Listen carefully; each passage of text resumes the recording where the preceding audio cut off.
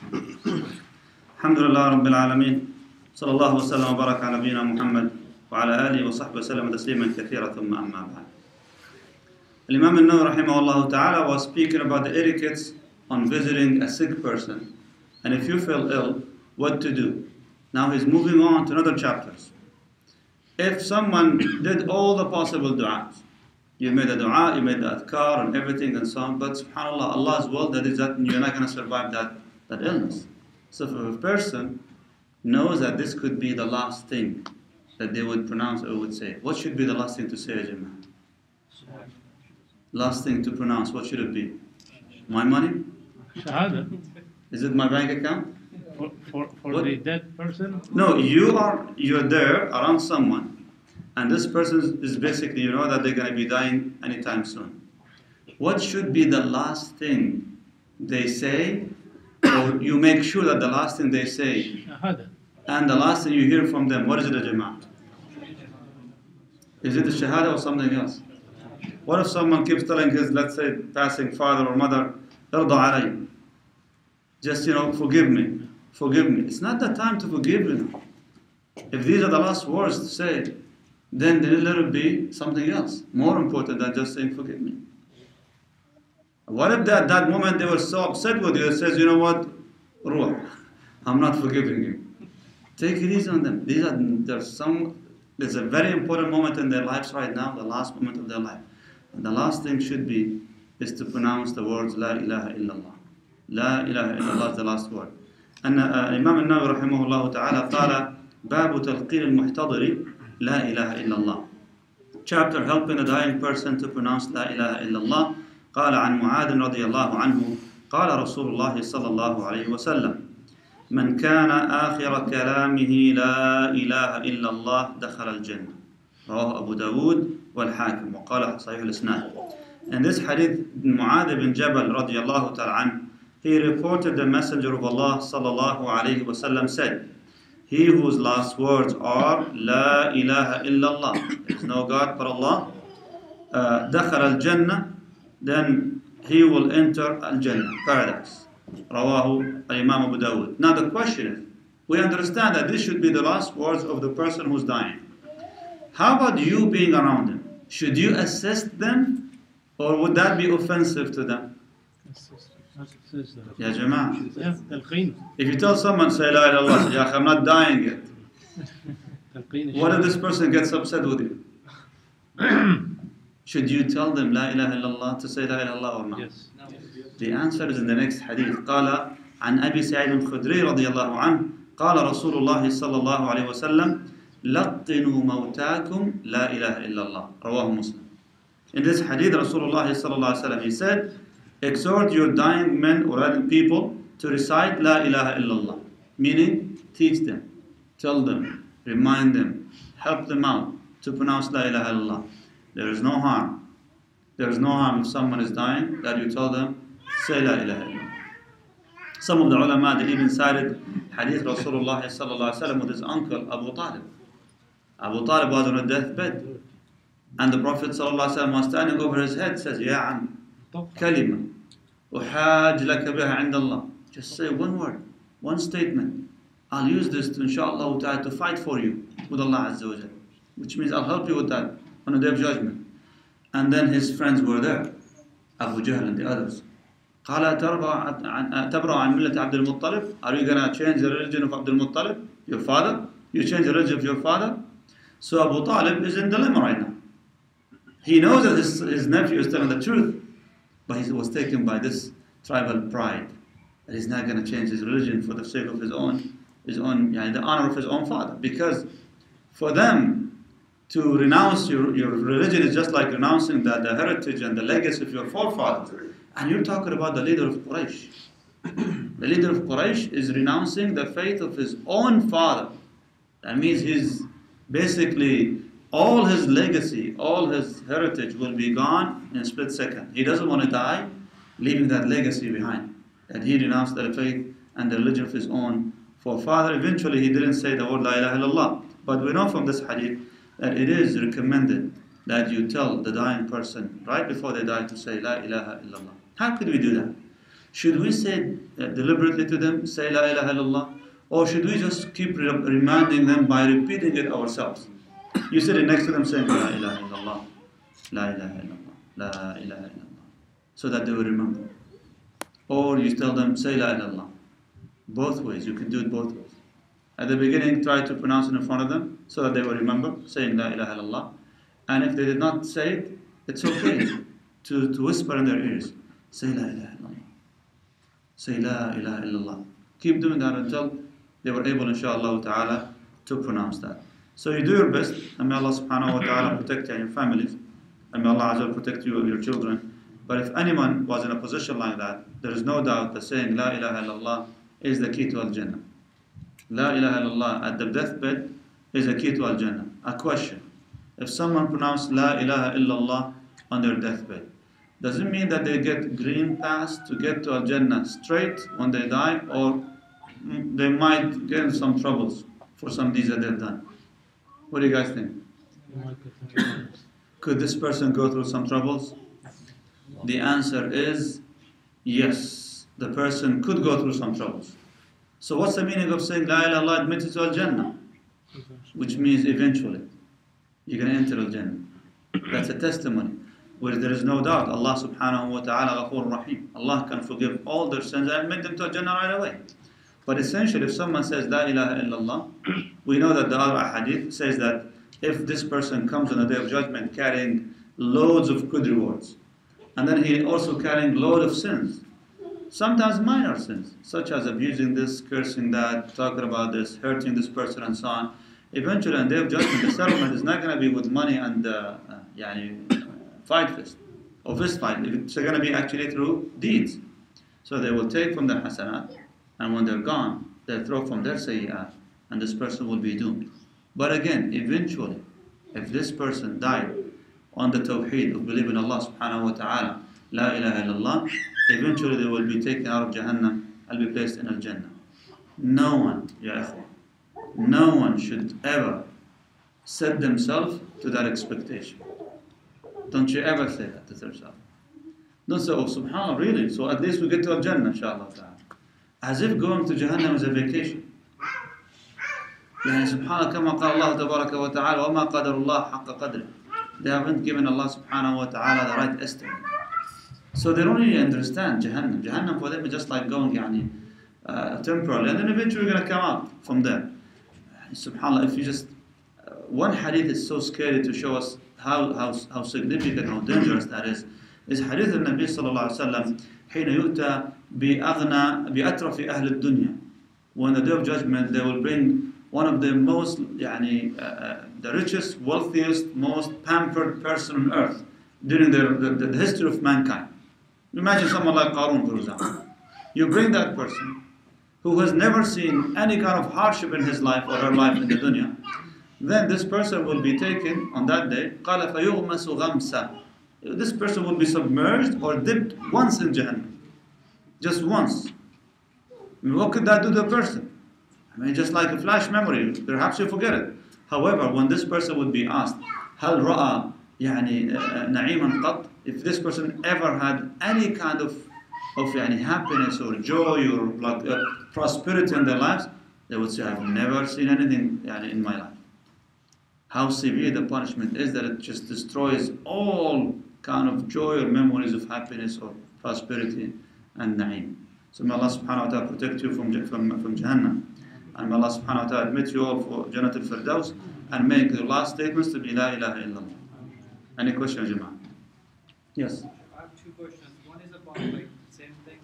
I've heard if you tell the person if it's dying and if they say no, they're not going to say anything good words or La ilaha illallah, then you will get you carry the sin for them not saying La ilaha illallah? Yes. The answer is no. The hadith is very obvious here. The question is about the brother saying that he heard that if you kind of instruct someone to say La ilaha illallah on their deathbed and eventually they say something negative, like saying no, I don't want to say that, or say get out of my face or something like that, you will carry the sin for them not pronouncing the La ilaha illallah Muhammad Rasulullah. Eventually I would say the hadith is very obvious and clear over here. That the Prophet says, لَقِّنُوا مَوْتَاكُمْ. You teach them and instruct them to say La ilaha illallah. Wallahu a'lam. So you should do that. Nah, anyway. But the response is, it's not on you, it's on them. Yes. Second question is about like, I mean, how important is to cover the head in the salah? Like, I know it's not necessary to cover in the Hajj, Uh-huh. but for salah, like how important it is? How important covering the head on salah? It's from hayat of salah. It's basically it's considered like some of the etiquettes of salah, not as a mandatory or obligatory. Meaning, if you don't cover your head, your salah is still valid. Does that take anything from your reward? Allahu a'lam. Is it a recommendation? I would say yes. It is a recommendation to have the full yani, attire for salah, and one of them is to cover the head. It's a sign of modesty. It's a sign of modesty. Is it obligatory? I would say no. It's not an obligatory thing. Wallahu a'lam. Nah. Same upside. Tafadhal. Why Fir'aun's La ilaha not accepted at the end of his Fir'aun's La ilaha illallah? he was down Of course. Why Fir'aun, when he was trying to say La ilaha illallah, it wasn't accepted from him? Allah subhanahu wa ta'ala declared in the Quran. Yes, tafadhal. But he didn't say La ilaha illallah. He couldn't finish it. He couldn't finish it. Why? Because Jibreel told the Prophet sallallahu alaihi wasallam, قال لو رأيتني, if you have seen me when I was stuffing his mouth with dirt or with mud, so he couldn't finish the pronunciation of La ilaha illallah, La ilaha illallah basically. Now, why was it accepted from him? That's to Allah subhanahu wa ta'ala. The man was a tyrant, that when he was saying La ilaha illallah, La ilaha illallah, eventually he gharghara. It's basically now it's coming to death. His soul is departing, so that one is too late. It's like seeing the major signs. It's basically when the Prophet ﷺ said that, ما لم تغرغر, the tawbah, repentance is accepted from the person until the ruh tugharghar, which means it's being removed or leaving. So Fir'aun perhaps was in that position. Wallahu ta'ala. Nah. You have any interpretation for this? Do you know any other interpretation? Yeah. No, I don't know. Nah. Wallahu ta'ala. Also, the second hadith you read, in that case, Abu Talib was not a Muslim.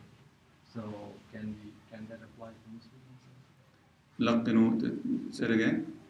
The second hadith you Uh-huh. read, Abu Talib was not Muslim. He wasn't Muslim, yes. And so does it apply to ask reminding a Of Muslim? course. The hadith is لَقْتِنُوا مَوْتَاكُمْ, teach or instruct the dead person amongst you to say La ilaha illallah. The Arabic word مَوْتَاكُمْ, yani those who are dying from amongst you. The term مَوْتَاكُمْ, which is the plural pronoun, it's basically from amongst yourselves. And usually if the instruction is given to the Muslim, that means who? The Muslims. So this hadith is eventually was given to the Muslims. But we're using a reversed evidence from the Meccan period. That even in Mecca, the Prophet was trying to instruct his uncle to say La ilaha illallah. But this hadith is instructed to the Muslims. Wallahu a'lam. Nah. Fadal. Talking about Fir'aun, Nah. when he was Trying to just pronounce. about dying, Mhm. his pride didn't even let him say Allah, the name of Allah. He said, آمنت بالذي آمنت به Banu Israel. Israel. Nah. At that time, even he has a pride about this. That's one of the interpretation of it. But my point is, was he able to finish the statement or He not? didn't. That's what Jibril was saying, trying He to didn't. prevent him from saying that. Wallahu a'lam. Fadal. In the first hadith, the Prophet uses Dakhala Jannah. Uh-huh. What a more appropriate translation be? He's already entered Jannah. Dakhala al-Jannah meaning the word, the Arabic word, when you use the term dakhala, which means in the past tense. Yeah. The Arabic grammar will use the past tense. That means it's a fact. But, yeah. So it's more emphasis. It's an entry. That means it's happening, as if it already happened. So it's happening in the future, as if it's already happened. That's what we use the past tense for it. Wallahu ta'ala. Yes. Is there any text around the person who dies without pronouncing La ilaha illallah? Is that a definite not going to Jannah, or If someone who doesn't say La ilaha illallah. No, if someone doesn't say La ilaha illallah on their deathbed, they're still to Allah subhanahu wa ta'ala. If they died Muslimin, alhamdulillah, they should be fine. And eventually, if someone died in an accident, they couldn't have a chance even to say La ilaha illallah. So would that harm them? No, it wouldn't harm them, inshallah ta'ala. But if someone was on their deathbed, and may Allah subhanahu wa ta'ala give them power to say it. It's not easy.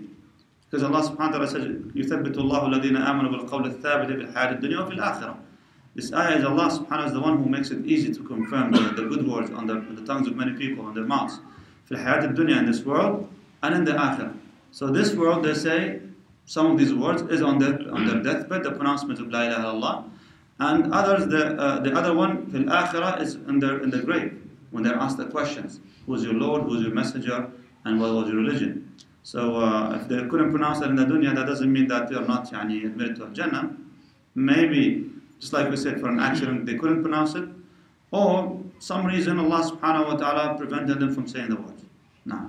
So the emphasis is La ilaha illallah, not before La ilaha illallah Muhammad Rasulullah. La, the emphasis is La ilaha illallah. Nah. Yes.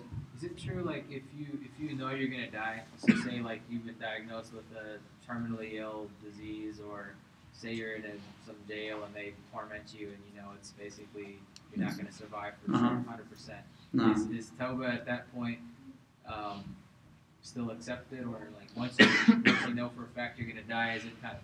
If someone was sentenced to death, whether through torture or maybe capital punishment and so on, and then they repent to Allah subhanahu wa ta'ala, would their tawbah be accepted? We cannot judge that. It's Allah subhanahu wa ta'ala. But we know from general rules, it is accepted. Because the Prophet sallallahu alaihi wasallam says, مَا لَمْ تُغَرْغَرْ, means as long as the soul is not reaching any out. Because there will be an opportunity for this person to be released, right?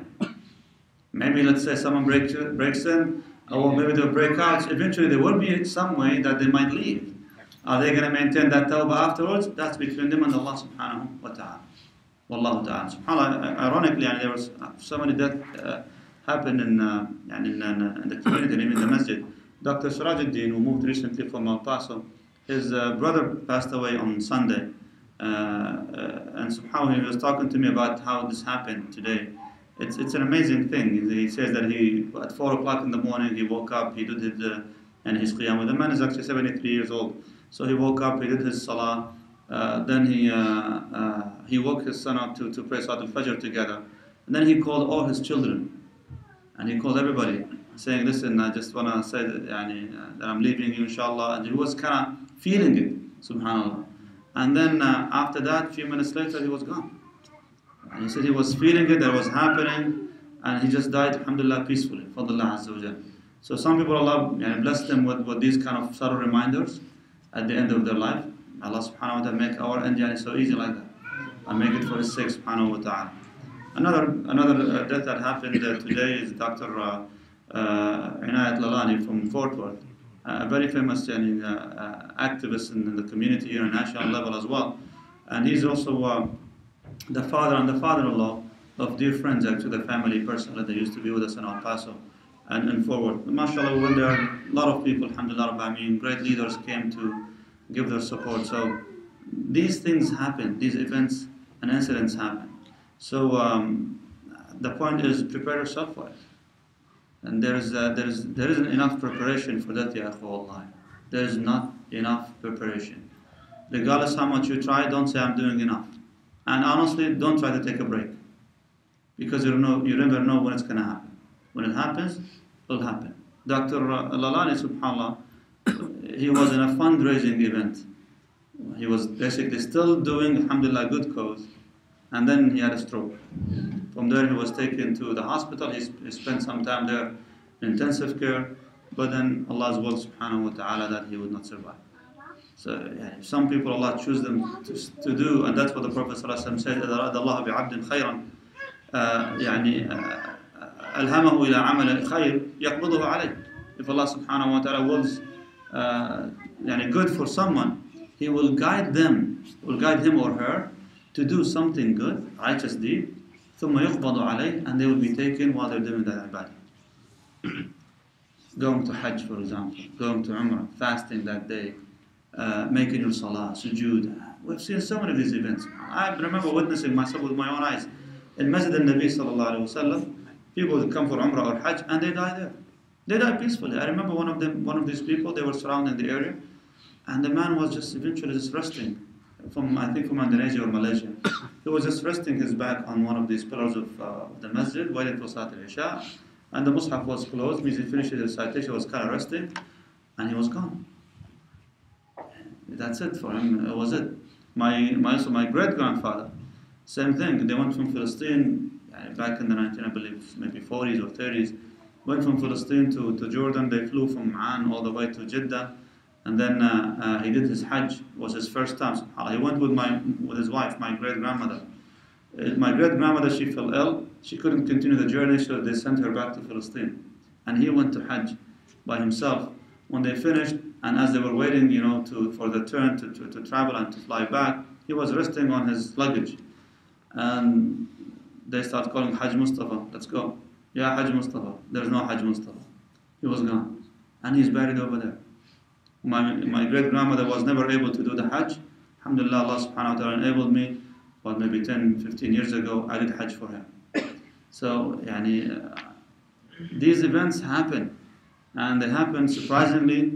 So, if it does happen to you in any way, make it inshallah to something memorable in a positive way. Wallahu a'lam. سبحانك اللهم وبحمدك اشهد ان لا اله الا انت استغفرك واتوب اليك